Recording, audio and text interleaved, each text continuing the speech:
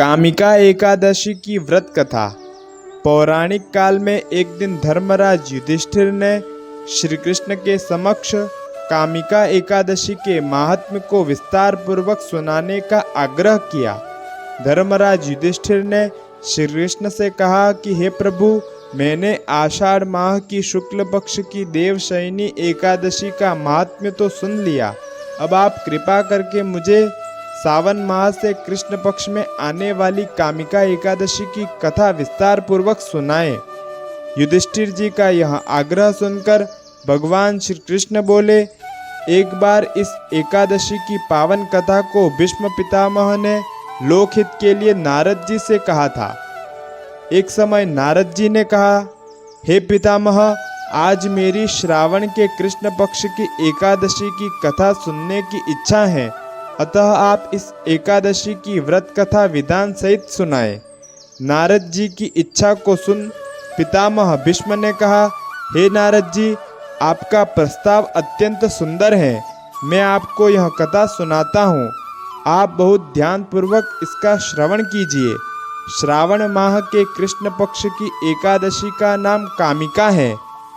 कामिका एकादशी के उपवास में शंख चक्र गदाधारी भगवान विष्णु का पूजन किया जाता है।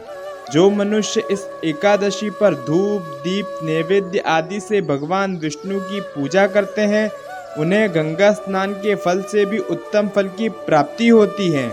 सूर्य ग्रहण और चंद्र ग्रहण में केदार और कुरुक्षेत्र में स्नान करने से जिस पुण्य की प्राप्ति होती है, वह पुण्य कामिका एकादशी के दिन भगवान विष्णु की भक्ति पूर्वक पूजा करने से प्राप्त हो जाता है। भगवान विष्णु की श्रावण माह में भक्ति पूर्वक पूजा करने का फल समुद्र और वन सहित पृथ्वी दान करने के फल से भी ज्यादा होता है।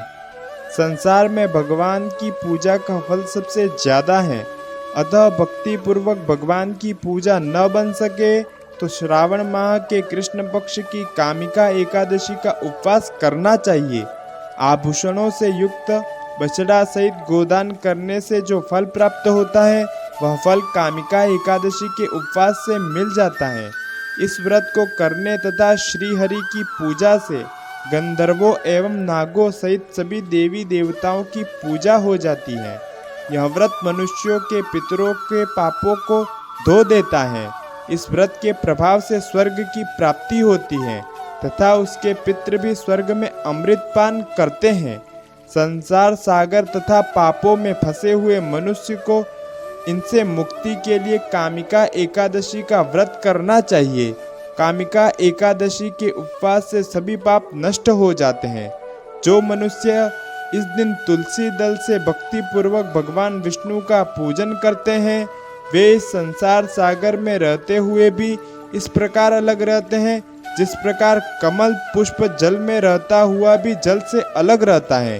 जो मनुष्य प्रभु का तुलसी दल से पूजन करते हैं, उनके सभी पाप नष्ट हो जाते हैं।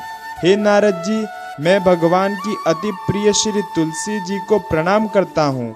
तुलसी जी के दर्शन मात्र से मनुष्य के सभी पाप नष्ट हो जाते हैं और शरीर के स्पर्श मात्र से मनुष्य पवित्र हो जाता है। तो इस प्रकार श्री कृष्ण ने युधिष्ठिर जी को विस्तार पूर्वक कामिका एकादशी के महात्म्य के बारे में बताया। आप इस व्रत के दौरान इस कथा को सुनकर पुण्य के भागीदार बन जाते हैं। धन्यवाद।